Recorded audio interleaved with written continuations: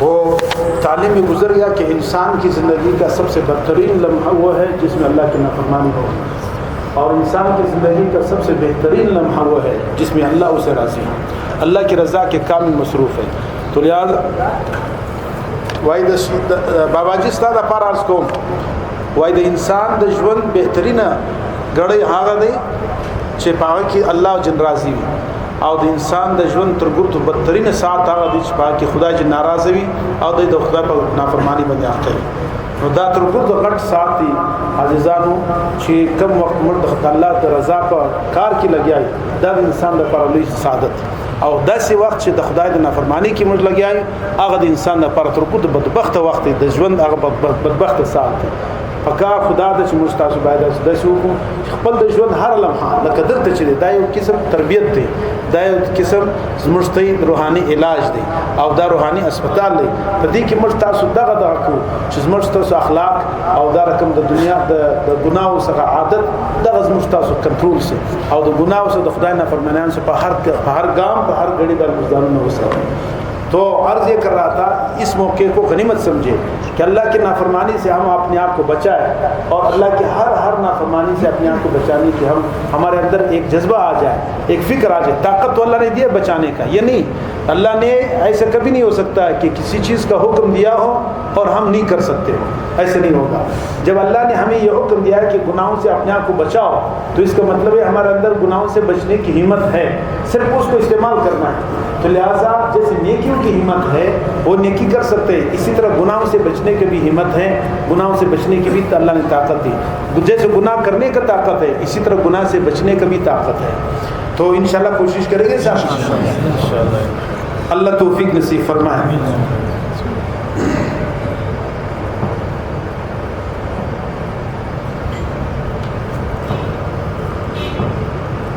تو بہرحال اس واقعے سے جس میں ایک نو مسلم نے مسجد نبوی میں کھڑے ہو کر کے پیشاب کیا تھا، حضور علیہ السلام نے بڑے انداز کے ساتھ اس کو عقل مندی کے ساتھ اور بہت برداشت کے ساتھ اس کو برداشت کر کے اس کو سمجھایا اور اس جگہ کو صاف کیا.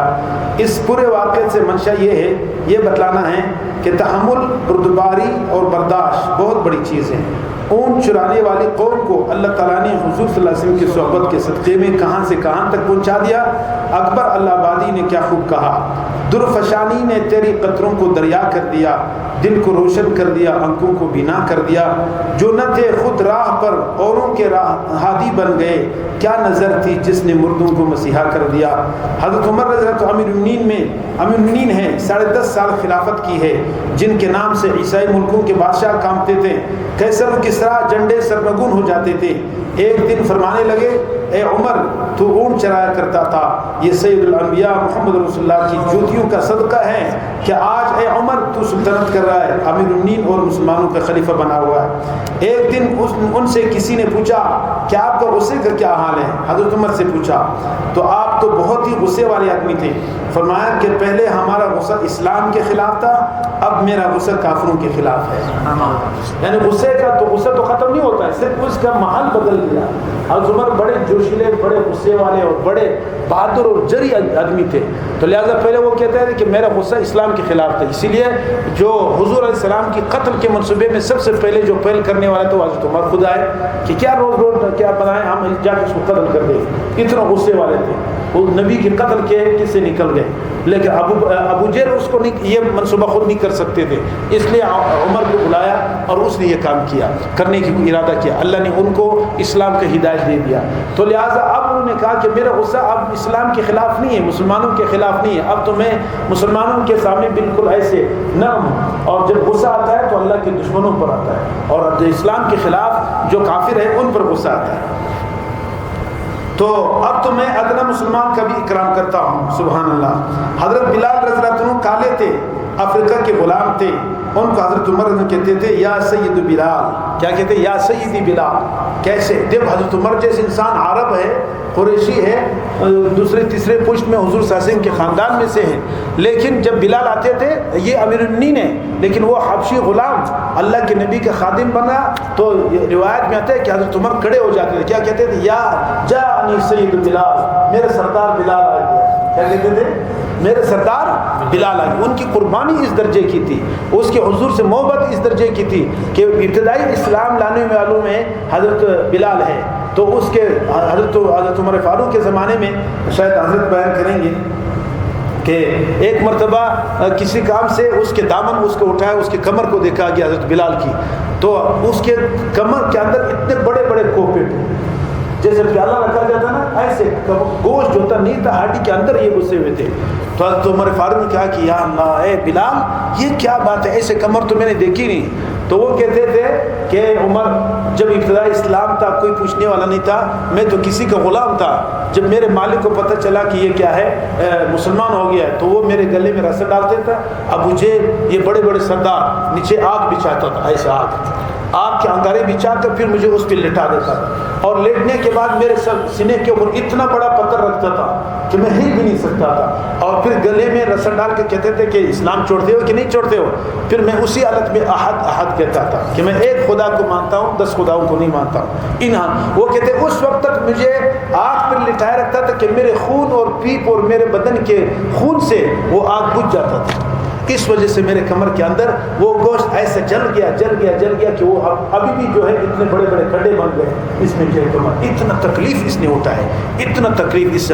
اس لیے اس تکلیف کی بنیاد پر حضرت عمر کہتے تھے جا سید بلال, میرا سردار بلال آ گیا. اس کے کڑے ہو جاتے تھے, اس کی اتنے کرام, اتنے مسلمانوں کے ساتھ نرم تھے حضرت عمر فاروق. فرمایا کہ غلام تھے, ان کو حضرت عمر کہتے تھے کہ یا سیدی بلال, اے میرے سردار بلال, بلا بتلائے سرداران قریش میں سے معزز خاندان کا فرد, نبی کا پیارا وزیر ایک حبشی غلام کو سیدی کہہ رہا ہے. حضور صلی اللہ علیہ وسلم کے 2 وزیر تھے, ایک حضرت ابوبکر صدیق, دوسرے حضرت عمر فاروق. یہ 2 ایسے وزیر تھے جن کے 12 بجے رات تک حضور صلی اللہ علیہ وسلم مشورے لیتے تھے.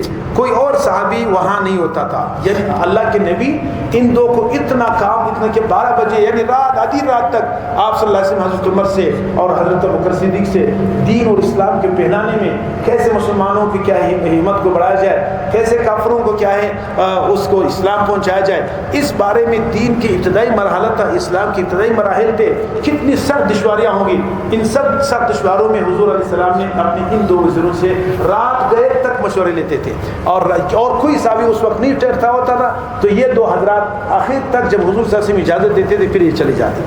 تو فرمایا کہ 12 بجے رات تک حضور صلی اللہ علیہ وسلم ان سے مشورے لیتے تھے. کوئی اور صحابی وہاں نہیں ہوتا تھا. لیکن حضرت عمر رضی اللہ عنہ کے منہ سے ایک دن نکل گیا کہ اے بلال تم کالے ہو. فوراً خیال آیا کہ میرے منہ سے کیا نکل گیا.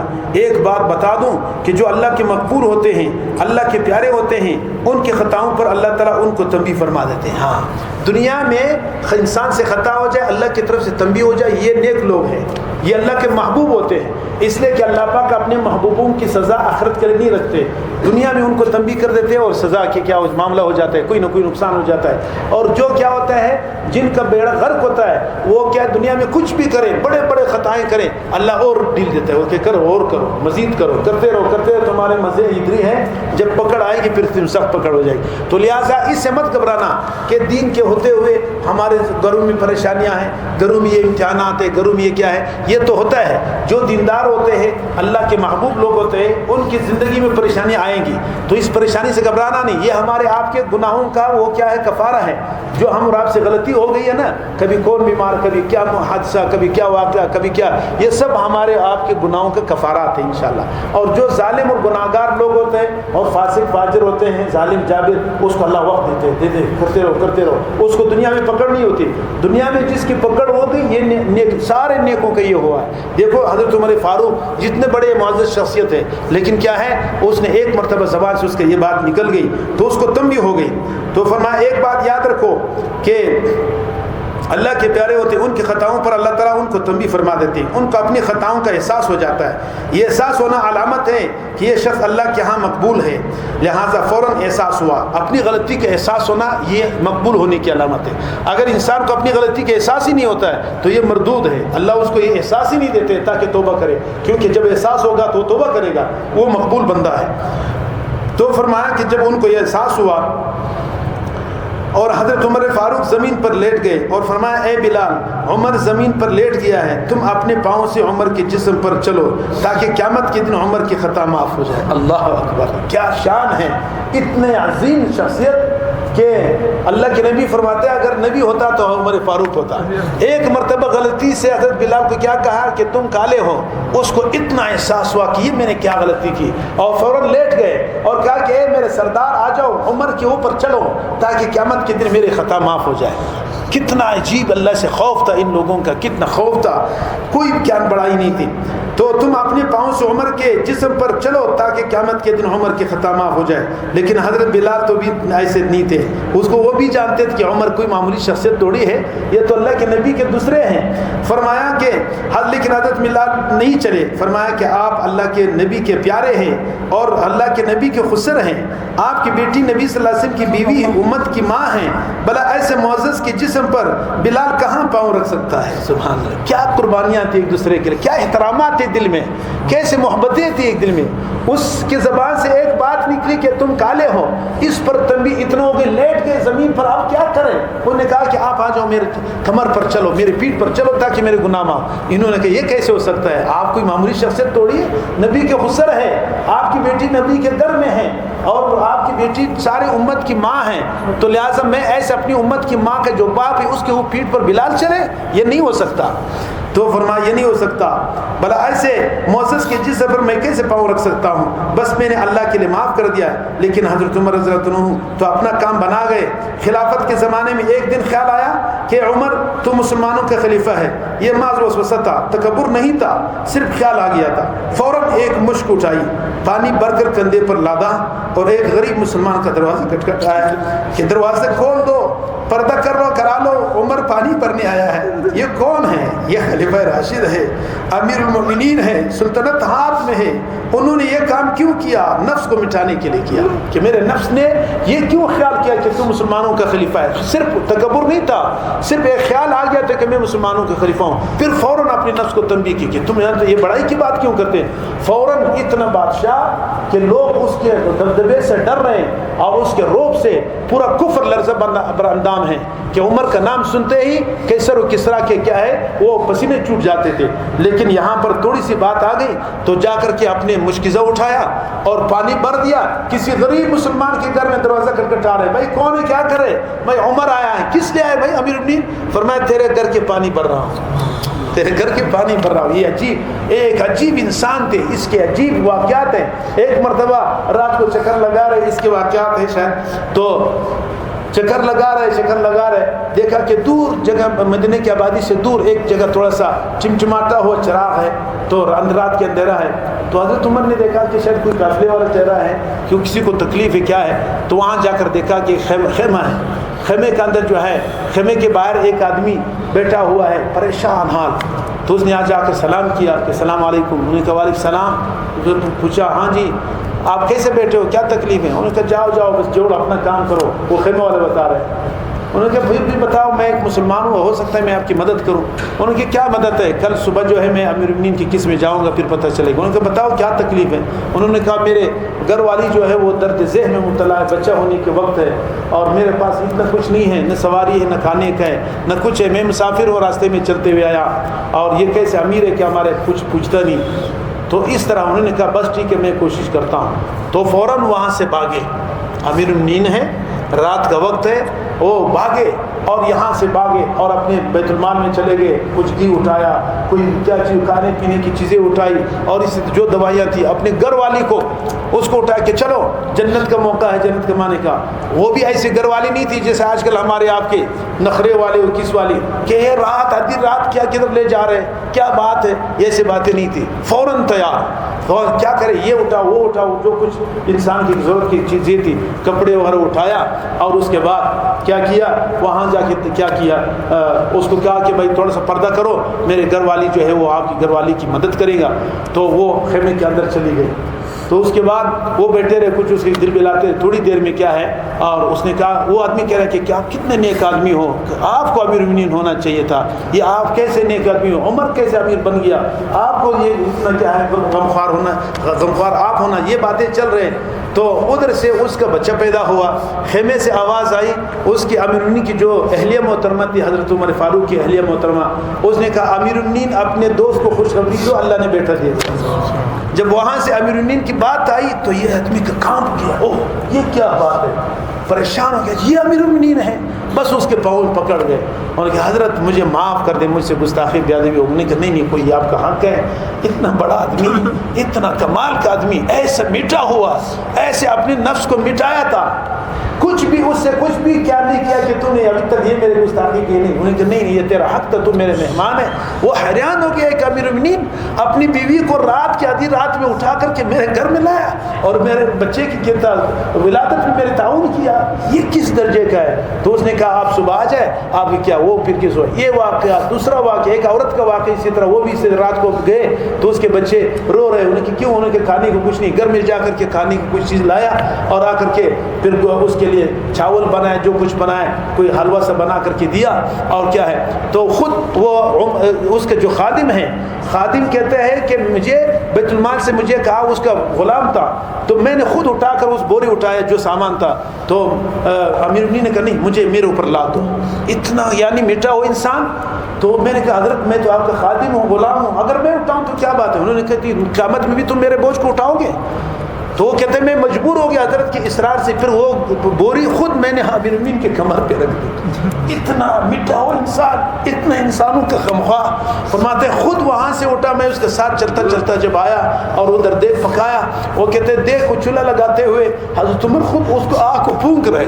وہ کہتے ہیں ایسے ان کی گنجان داڑھی سے دھواں نکل رہا تھا. یہ امیر المؤمنین ہے رات میں اندھیرے میں, اور اس کو کیا ہے بچوں کو کچھ کھانا کھلایا. وہ کہتے ہیں ایک طرف بیٹھ گئے اور اس عورت نے کہا کہ میں صبح جا کے امیر المؤمنین کو گلے سے پکڑوں گا کہ تو کس چیز کا امیر ہے, امیر تو ایسے آدمی ہونا چاہے. تو انہوں نے کہا کہ اماں جی انشاءاللہ جب صبح تو امیر المؤمنین کے پاس جاؤ گے تو مجھے وہیں پاؤ. بعد میں اس کو پتہ چلا کہ یہ شخصیت تھا, ایسا میٹھا ہوا. اسی لیے تو یہ اللہ نے دنیا کا اعلان کر دیا اپنی کتاب میں کہ رضی اللہ عنہ, اللہ اس سے راضی ہوا. فرمایا کہ اس نے جب خلیفہ راشد ہیں, امیر المؤمنین نے سلطنت ہاتھ میں, انہوں نے یہ کام کیوں کیا, نفس کو مٹانے کے لیے کیا. بزرگوں نے اپنے نفس کو اس طرح سے مٹایا ہے. غصے کے بارے میں یہ واقعات اس لیے سنا رہا ہوں تاکہ معلوم ہو جائے کہ اللہ کے مقبول بندوں کی نشانی یہی ہے, اگر خطا ہو جاتی ہے تو فوراً معافی مانگتے ہیں, استغفار و توبہ میں دیر نہیں کرتے, کیونکہ جب کافروں کو بھی استغفار مفید ہے تو مسلمانوں کی کیوں نہ ہوگا. کافر لوگ طواف کی حالت میں کہتے تھے غفرانک, اے اللہ خدا ہم کو بخش دے. تو اللہ تعالیٰ نے قرآن مجید میں آیت نازل کی کافروں کے بارے میں, وما کان لیعذبہم وانت فیہم, اے نبی جب تک آپ ان کافروں کے درمیان میں زندہ رہیں گے اس وقت تک میں ان پر عذاب نازل نہیں کروں گا. دوسری آیت نازل فرمائی وما کان اللہ معذبہم وہم یستغفرون, اور اللہ تعالیٰ ان کو عذاب نہیں دے گا جب تک یہ استغفار کرتے رہیں گے. حاکم امت مجدد ملت حضرت مولانا اشرف علی تھانوی صاحب رحمۃ اللہ علیہ نے بین القرآن میں اس آیات کی تفسیر میں فرمایا اللہ نے کافروں کو بشارت دی ہے اور وہ دنیا کے لیے کہ اگر کافر بھی استغفار کرتے رہے تو دنیا میں اس پر عذاب نہیں ہوگا, لیکن آخرت کے عذاب سے نہیں بچ سکے گا بوجہ ایمان نہ لانے کے. محدث اعظم مولانا قاری رحمۃ اللہ علیہ اس آیات کی تفسیر میں فرماتے ہیں اذا کان الاستغفار ينفع الكفار فكيف لا يفيد المؤمنين الابرار, یعنی جب استغفار کافروں کو بھی نفع دے رہا ہے, ان کو دنیا کے عذاب سے بچا رہا ہے, تو مسلمان کو کیوں نفع نہیں دے گا. ہاں اس لیے معلوم ہے کہ استغفار بہت بڑی دولت ہے, یہ کافروں کو بھی نفع دیتا ہے اور دنیا میں اللہ کے عذاب سے بچیں گے اگر وہ استغفار کرتے رہیں, تو مسلمانوں کو کیسے نفع نہیں دے گا. مولانا قاری رحمۃ اللہ علیہ نے اس آیت کے بارے میں حضرت علی رضی اللہ عنہ کا قول مشکات شریف کی شرح مرقات جلد نمبر 5 کتاب الاستغفار میں نقل فرمایا. حضرت علی رضی اللہ عنہ فرماتے ہیں کہ اے مسلمانوں, اے اصحاب رسول صلی اللہ علیہ وسلم اور تابعین سن لو اور قیامت تک کے لیے سن لو کہ اس آیات میں اللہ تعالیٰ نے اپنے عذاب سے بچانے کے لیے 2 امان نازل فرمائے ہیں. فرفع احدہما, تو عذاب سے نجات کا ایک ذریعہ تو ہم سے اٹھ گیا, یعنی حضور پاک صلی اللہ علیہ وسلم دنیا سے اٹھا لیے گئے. وبقی ثانیہما, عذاب سے بچنے کا دوسرا امان وہ باقی ہے, یعنی استغفار. اگر تم تم اللہ تعالیٰ سے مغفرت طلب کرتے رہو گے، گریہ وزاری کرتے رہو گے تو انشاءاللہ تعالیٰ عذاب سے بچ جاؤ گے۔ جس سے بھی کوئی خطا ہو جائے 2 رکعت توبہ پڑھ کر اللہ سے رو لو، استغفار کر لو، جہاں جہاں آنسو لگ جائیں گے دوزخ کی آگ وہاں حرام ہو جائے گی۔ اللہ تعالیٰ کریم ہیں، جب ایک جز کو جنت میں داخل کریں گے تو پورا جسم ہی جنت میں داخل کر دیں گے۔ ان کے کرم سے یہ بات دور ہے کہ چہرہ تو جنت میں داخل کر دے باقی جسم دوزخ میں ڈال دے، یہ نہیں ہو سکتا۔ بس اگر گناہ ہو جائے تو فوراً اللہ سے معافی مانگے اور بندوں کے حقوق کی کوتاہی، بندوں کے حقوق میں کوتاہی ہو جائے تو بندوں سے معافی کرائیں۔ یہ نہیں کہ کسی کا مال مار لیا اور زبان سے کہہ رہے ہیں توبہ یا اللہ توبہ یا اللہ، لیکن ادھر مال دوسروں کے مار رہا ہے، ایسا نہیں۔ اس وقت ماں زبانی توبہ سے معافی نہیں ہوگی جب تک اس کا مال واپس نہیں کریں گے، جب اس کا مال اس کو دے دیں گے تب معافی ہوگی۔ اسی طرح غصے میں کسی پر زبان یا ہاتھ سے زیادتی ہو گئی تو ہاتھ جوڑ کر اس سے معافی مانگے، جس طرح ہو اس کو راضی کر لے، ورنہ قیامت کے دن پچھتانا پڑے گا۔ اور ہر وقت ہوشیار رہے کہ کہیں غصہ مجھ پر نہ چڑھ جائے، اور غصے کو استعمال کرنا ہے تو اپنے نفس پر کیجئے۔ جب دل کسی عورت کو دیکھنے کو چاہے اس وقت اس نفس کو، غصہ کو اپنی آنکھوں پر استعمال کیجئے۔ نفس سے کہے کہ ہرگز نہیں دیکھوں گا چاہے تو مر جائے۔ اللہ کی محبت میں اتنا ارادہ تو کر لو کہ نہ دیکھے، نہ دیکھنے سے چاہے میری جان بھی چلی جائے نہیں دیکھوں گا، کم سے کم ارادہ تو کر لو، گناہ نہیں کروں گا چاہے جان رہے یا نہ رہے۔ اس غصے کو اللہ کی نافرمانی سے بچنے میں اپنے نفس پر استعمال کیجئے، اور کبھی جہاد کا موقع ہو تو کافروں کے مقابلے بھی استعمال کیجئے۔ بزرگان دین سے مشورہ کر لیجئے کہ غصہ کہاں کہاں استعمال کرنا چاہیے۔ اور آخر میں بس یہی عرض کرتا ہوں کہ نفس کی اصلاح کا سب سے آسان طریقہ یہ ہے کہ کسی اللہ والے سے اصلاح کا تعلق قائم کر لیجئے، اس کو اپنے حالات کی اطلاع اور اس کے مشوروں کی اتباع شروع کر دیجئے، پھر دیکھیں کتنی جلدی اصلاح ہوتی ہے۔ پھر آپ بزبان حال کہیں گے تو نے مجھ کو کیا سے کیا شوق فراوان کر دیا، پہلے جان پھر جانے جانا پھر جانے جانا کر دیا۔ بس آپ دعا کیجئے کہ اللہ تعالیٰ عمل کی توفیق بھی عطا فرمائے۔ ہاں، سب سے بڑی بات عمل ہے، تو اللہ والوں کے ساتھ نسبت اور قائم ہو رہنے اصلاح کی اتنی ضرورت ہے۔ یہ جتنی بھی چیزیں انسان کو نصیب ہو جاتی ہے اللہ والوں کے ہاتھ میں ہاتھ دے کر کے اصلاح کرنا یہ بہت ضروری ہے، اس کے بغیر بہت ناممکن ہے۔ پھر اصلاح کی ترقی جو ہے انسان خود نہیں سمجھ سکتا، یہ قدرتی بات ہے۔ بچہ جب بڑا ہو جاتا ہے بچے کو احساس ہوتا ہے کہ میں بڑا ہو رہا ہوں، اس کو کوئی بھی احساس نہیں، تو لہٰذا یہ، لیکن ماں باپ کو پتہ چل رہا ہے کہ دیکھو میرا بچہ 1 سال کا ہو گیا، 2 سال کا ہو گیا، اتنا بڑا گیا، بچے کو کچھ پتہ نہیں، وہ اس کے بدن نشوونما ترقی کر رہا ہے۔ تو اسی طرح اصلاحی جو تعلق ہے یہ بھی انسان، ضروری نہیں کہ ہر چیز کا ہمیں پتہ چل جائے، نہیں سمجھے، بلکہ یہ انسان کو خود، یہ ایسے روحانی اور غیر مرئی ترقی ہے، انسان کو خود پتہ نہیں چلتا، کیونکہ ہم سب بیمار ہیں، تو بیمار کو اپنے صحت وغیرہ سے کیا پتہ چلتا ہے؟ ڈاکٹر کو پتہ چل جاتا ہے کہ یہ آپ روب صحت ہے یا روب تنزل ہے یا روب ترقی ہے۔ تو اسی طرح ہم اس کے انتظار میں نہ رہے کہ ہمارے کون سی ترقی ہو گئی، کیا ہو گئی، کس طرح ہو گیا، بلکہ ہم اس بات کا اہتمام کریں۔ ہم تو بس آنکھیں بند کر کے اپنی عقیدت کے ساتھ، اور یہ بھی یاد رکھو جب تک عقیدت رہے گا اس راستے میں انشاءاللہ ترقی ہوتی جائے گی، اور اگر عقیدت میں کمی آ گئی اور اعتراض آ گیا اور گستاخی آ گئی یا خدا نہ خواستہ بدگمانی آ گئی اپنی شیخ کے بارے میں، کبھی بھی ترقی نہیں گئی، ترقی تو نہیں ہوگی بلکہ تنزلی کا اس درجے تک پہنچ جائیں گے جس کا ہم تصور بھی نہیں کر سکیں گے۔ اس لیے میرے محترم دوستوں درخواست یہ ہے کہ ایک تو اس پورا اصلاح، یعنی اپنے نفس کا اصلاح کا، غصے پہ قابو، گناہوں سے بچنا، اس کے لیے مستقلاً یہ اس بات کا اہتمام رکھیں۔ یہ حب جاہ، حب مال ایسی خطرناک چیزیں، حب جاہ یہ دین کے ہوتے ہوئے بھی دین کا بڑا کام کریں گے لیکن لوگ آپ کی نظر میں کمتر ہوں گے۔ اگر لوگ کمتر آ گئے تمہارے یہ دین کا کام فضول ہو گیا، کیونکہ یہ تکبر ہے اور یہ اللہ کو پسند نہیں۔ تو لہٰذا اس بات کی بہت ضرورت ہے، خواہ جس بھی شعبے میں کام کر رہے، مدرس ہے، آپ تبلیغ میں ہیں، جہاد میں ہیں، اسلامی سیاست میں ہیں، کہیں پر بھی ہے، شیطان ہر جگہ راستہ مارنے کی کوشش کرتا ہے۔ اس کے لیے ضروری ہے کہ اصلاح، اپنے شیخ کے ساتھ تعلق، اللہ والوں کے ساتھ اپنا مضبوط تعلق، اور ان کو اپنے حالات کا اتباع اور ان کے کیا ہے بتائے ہوئے اپنے حالات کی اطلاع کریں، ان کے بتائے ہوئے تجاویز کا اتباع کریں۔ تو فرمائے اب آپ دعا کیجئے کہ اللہ تعالیٰ عمل کی توفیق عطا فرمائے۔ اللہم صلی علی سیدنا مولانا محمد النبی الامی وعلی آلہ وصحبہ وبارک وسلم۔ اے اللہ جو کچھ عرض کیا گیا ہے اس کو اپنی رحمت سے قبول فرما لیجئے۔ میری زبان کو جس نے آپ کی دی ہوئی توفیق سے آپ کی باتیں سنائی ہیں، اور میرے دوستوں کے کان کو جنہوں نے محبت سے آپ کی باتوں کو سنا ہے، اور میرے ماں بہنوں بیٹیوں کو جو گھر کے اندر واز کو سنتی ہے، سب کو اپنا پیارا بنا لیجئے، اپنا محبوب بنا لیجئے اور قبول فرما لیجئے۔ اور آپ کریم ہیں، جب زبان زبان اور کان قبول کر لیں گے تو سارا ہی جسم قبول فرما لیں گے. اور ہمارے دلوں کو بھی قبول فرمائیے اور ہمارے روحوں کو بھی قبول فرمائیے. ہم سب کو یا اللہ اولیاء صدیقین میں شامل فرمائیے. ہم سب کو ولی اللہ بنا دیجئے.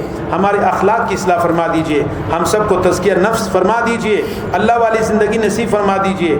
اللہ ہر قسم کی بلا اور پریشانی سے اور ہر قسم کی بری بیماریوں سے, ہر قسم کی فکر اور غم کی باتوں سے اور دکھ سے اللہ ہم سب کو امن و عافیت نصیب فرما دیجئے. اور ہر وقت اپنی رضا کی حیات نصیب فرما دیجئے. اور اپنی رحمت سے ہر غم اور پریشانی سے بچا کر یا اللہ اطمینان کی زندگی حیات طیبہ ہم سب کو نصیب فرمائیے. جو لوگ حج کے لیے جانا چاہتے ہیں یا اللہ اس کے لیے آپ نے اس طرح سے اعلان فرمایا, اللہ کا حق ہے لوگوں پر کہ وہ اللہ کے گھر کی زیارت کرے. اور جو استغنا کرے گا وہ انکار کرے گا تو اللہ تعالیٰ لوگوں سے بے نیاز ہے اور مستغنی ہے. دعا کیجئے کہ جن لوگوں نے حج کی درخواستیں دی ہیں اللہ تعالیٰ سب کو آسانی سے حج نصیب فرمائے, حج مقبول نصیب فرمائے, مشکلات کو رفع فرمائے.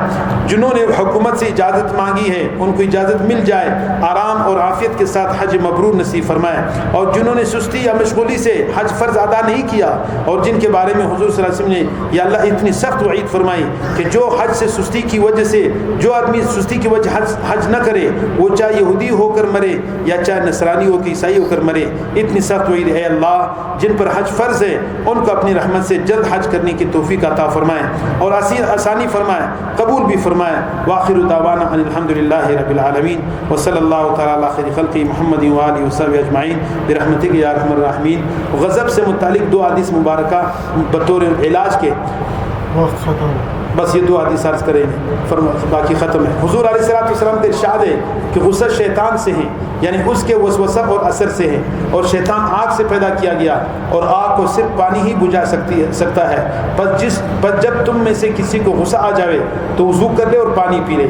حضرت مولا علی قاری رحمۃ اللہ فرماتے ہیں ایک روایت میں ہے کہ جب غصہ آ جائے تو اعوذ باللہ من الشیطان الرجیم پڑھ لے. اور مرقات میں ہے کہ اگر غصہ پھر بھی دور نہ ہو تو وضو کر لے, پھر بھی دور نہ ہو تو 2 رکعت نماز پڑھ لے. بس یہ صبر کی دوا ہے جو شیطان پر بہت ناگوار ہے. الغضب کی 4 حضور صلی اللہ علیہ وسلم فرماتے ہیں کہ تم میں سے جو جلد غصہ ہوتا ہے اور جلد رجوع کرتا ہے یہ شخص نہ صفت کا مستحق ہے نہ برائی کا مستحق ہے. جو جلدی غصہ ہوتا ہے جلدی معاف بھی کرتا ہے, رجوع بھی کرتا ہے, تو یہ اس کا نہ تعریف چاہیے اور نہ اس کا برائی چاہیے. اور وہ شخص جس کو دیر سے غصہ آتا ہے اور دیر سے زائل ہوتا ہے یہ شخص بھی مدح یعنی صفت اور برائی کا مستحق نہیں. اور وہ شخص جس کو دیر سے غصہ آتا ہے اور جلدی زائل ہو جاتا ہے تو ایسے لوگ تم میں سے سب سے بہتر ہے. دیر سے غصہ آئے جلدی سے ختم ہو جائے, سب سے مستحق بہتر یہ ہے. اور تم میں سے سب سے برے وہ لوگ ہیں جن کو جلدی غصہ آتا ہے دیر سے زائل ہوتا ہے. سمجھ آ گئی کہ نہیں؟ 4 قسم کے آدمی ہوگا نا, جن کو جلدی غصہ آتا ہے جلدی زائل ہوتا ہے. حضور نے فرمایا نہ یہ اچھا ہے نہ برا ہے. اور جن کو کیا دیر سے غصہ آتا ہے اور دیر سے پھر غصہ دور کر دیتا ہے یہ بھی نہ اچھا ہے نہ برا ہے. اور سب سے اچھا وہ ہے جس کو غصہ بھی آئے دیر سے لیکن زائل بھی جلدی ہو جائے, غصہ بہت جلدی ٹھنڈا ہو جائے, یہ سب سے اعلیٰ درجے کے. اور سب سے برے درجے کا آدمی کون ہے؟ جس کو کیا ہے جلدی غصہ آ جائے اور دیر سے ختم ہو جائے غصہ, یہ سب سے برا ہے. تو لہٰذا اللہ تعالیٰ کرے ہم اور آپ وہ اچھے لوگوں میں آ جائیں. غصے کا دوسرا علاج, ایک سوال کے جواب میں حضرت تانوی رحمۃ اللہ علیہ نے فرمایا کہ جس وقت غصہ ہے اس وقت یہ سوچو کہ اگر اللہ تعالیٰ مجھ پر بھی اس طرح غصہ کرنے لگے تو آخر میں بھی تو چاہوں گا کہ معافی ہو جائے, تو مجھ کو چاہیے کہ اس شخص کو بھی معافی دے دوں. اور یہ سوچو کہ یہ شخص میرا اتنا خطاوار تو نہیں ہوگا جتنا میں اللہ تعالیٰ کا گناہ گار ہوں, پھر جب میں معافی کا عرضمند ہوں تو اس کو کیوں نہ معاف کر دوں. دوسرا کام یہ کرے کہ فوراً وہاں سے جدا ہو جائے, یعنی اس جگہ نہ رہے جب تک غصہ بالکل فروغ زائل نہ ہو جائے. انشاءاللہ اس تدبیر سے اس کے شر سے غصے کے شر سے محفوظ رہیں گے. تیسرا کام یہ کرے کہ کوئی وقت معین کر کے اپنے عیوب کا دھیان کیا جائے اور سوچا کرے کہ میں سب سے بدترین آدمی ہوں. اس سے کبر کی جڑ کٹ جائے گی. اور غصے کا منشا سبب کبر ہے کہ کبر کے معنی ہے اپنے کو بڑا سمجھنا اور دوسرے کو حقیر سمجھنا. غصے کے وقت یہ خیال کر لیا کرے کہ تو سب سے بدتر ہے, بس اپنے سے بہتر پر غصہ نہیں آنا چاہیے. ایک سوال کے جواب میں تعریف فرمایا کہ غصے کے وقت تھوڑی سی ہمت کرنے کی ضرورت ہے. جس پر غصہ ہے اس کو اپنے سامنے سے ہٹا دے یا خود علیحدہ ہو جائے, اور اگر پھر بھی غلطی ہو جائے تو اس کا یہی تدارک جو آپ کا معمول ہے کافی ہے, یعنی معافی مانگنا. اور اس کا شبہ نہ کیا جاوے کہ شاید دل سے معاف نہ کیا ہو, کیونکہ انسان اس سے زیادہ کا مکلف نہیں. وہ دل سے معاف کرے یا نہ کرے ظاہری طور پر آپ اس سے معافی مانگے. اپنی اپنی طرف سے دل صاحب حق کو راضی کرنے کی کوشش کرے، اس سے آگے اختیار نہیں تو اس کا مکلف نہیں۔ فرمایا کہ اگر اس کا التزام کر لے کہ جب کسی پر غصہ آ جائے تو اس کو کچھ ہدیہ بھی دیا کرے، چاہے تھوڑا سا ہی کیوں مقدار میں نہ ہو، تو یہ بہت زیادہ منافع ہوگا۔ یعنی غصے کے علاج میں یہ ہے کہ جس پر غصہ آ رہا ہے اس کو تھوڑا سا ہدیہ بھی دے دے، اس سے کوئی چیز دے دو، خود بخود غصہ ختم ہو جاتا ہے اس پر۔ فرمایا کہ غصے کا ایک مجرب علاج یہ ہے کہ جس پر غصہ آیا ہے اس کو اپنے پاس سے جدا کر دیا جائے یا اس کے پاس سے خود جدا ہو جائے اور فوراً کسی شغل میں لگ جائے۔ ایک صاحب نے غصے کے علاج کا مجرب نسخہ دریافت کیا، جواب میں تعریف فرمایا کہ جس پر غصہ کیا جاوے تو غصہ ظاہر ہو جانے کے بعد مجمع میں اس کے سامنے ہاتھ جوڑے، پاؤں پکڑے، بلکہ اس کے جوتے اپنے سر پر رکھے۔ 1-2 بار ایسے کرنے سے نفس کو عقل آ جائے گا، کبھی غصہ اس پر نہیں آئے گا۔ غصے کے متعلق ایک صاحب کے سوال کے جواب میں تعریف فرمایا کہ سرعت غضب، جلدی غصہ آ جانا امر طبعی ہے، اختیار سے خارج ہے، نہ اس پر ملامت ہے، یعنی اس میں کوئی مذائقہ نہیں، البتہ اس کے مقتضا پر عمل جب حدود سے تجاوز ہو جائے تو وہ بری بات ہے۔ یعنی غصے کے تقاضے پر عمل اس وقت برا ہے جب حد سے تجاوز ہو جائے، اور اس کا علاج بجز ہمت کے کچھ نہیں۔ اس ہمت میں مغضوب علیہ یعنی جس پر غصہ آیا ہے اس سے فوراً دور چلا جانا اور اعوذ باللہ پڑھنا اور اپنی خطاؤں حق تعالیٰ کے غضب کے احتمال کو یاد کرنا، یہ بہت معین ہے۔ اور نرمی وغیرہ مدت تک تکلف سے سوچ سوچ کر اختیار کرنا چاہیے، مدت کے بعد ملکہ حاصل ہو جائے گا، ہمت نہ ہاریے۔ ایک اور نسخہ اکثر غضب مولانا شاہ اللہ صاحب سے، حسب ذیل امور کو دن میں متعدد بار اتنا پڑھے کہ غصے کے وقت یاد رہیں۔ پوری اعوذ باللہ پڑھنا، اعوذ باللہ من الشیطان الرجیم۔ نمبر 2 وضو کر لینا۔ نمبر 3 کھڑے ہو کر تو بیٹھ جانا، بیٹھو تو لیٹ جانا۔ نمبر 4 جس پر غصہ آ رہا ہے اس کے سامنے سے ہٹ جانا یا اس کو ہٹا دینا۔ نمبر 5 کسی صالح نیک بندے کی صحبت میں بیٹھ جانا۔ نمبر 6 ذکر اللہ میں مشغول ہو جانا، نیز درود شریف وغیرہ پڑھنا۔ نمبر 7 حت الوسط، بات نہ کرنا، یعنی غصہ آ جائے تو باتیں نہ کرے، بس خود بخود غصہ ٹھنڈا ہوگا، اور نہ کوئی معاملہ کرنا اس کے ساتھ جس پر غصہ آ رہا ہو۔ نمبر 8 یہ سوچنا کہ غصہ ایمان کو اس طرح خراب کر دیتا ہے جس طرح الوا شہد کو خراب کرتا ہے۔ نمبر 9 یہ سوچنا کہ میں بھی اللہ کا خطاوار ہوں، اگر میری خطاؤں پر مواخذہ فرمایا جائے تو نجات پانا مشکل ہے، نیز دوسروں کی خطاؤں کو درگزر کرنے پر امید ہے کہ میری خطائیں معاف ہو جائیں گی، لہٰذا جس پر غصہ آ رہا ہے اس سے درگزر کرنا ہی بہتر ہے۔ نمبر 10 اگر ہدایت مجوزہ کے خلاف عمل ہو جائے تو 50 روپے سے 100 روپے تک کے خیرات کریں اور 4 رکعت نفل نماز بھی پڑھیں۔ سمجھ میں آ گیا بھائی؟ دیکھو کتنی اہم باتیں، بتاؤ فائدہ ہوا کہ نہیں ہوا؟ کتنی ضروری باتیں، علاجات ہیں کہ غصے جیسے لعنت چیز سے ہم کو نجات دیتا ہے۔ بس یہ علاج الغضب ختم ہو گیا۔ آپ جو ہے رحمت کا دسترخوان بچھا دیں اور حضور پاک صلی اللہ علیہ وسلم کے در اقدس پر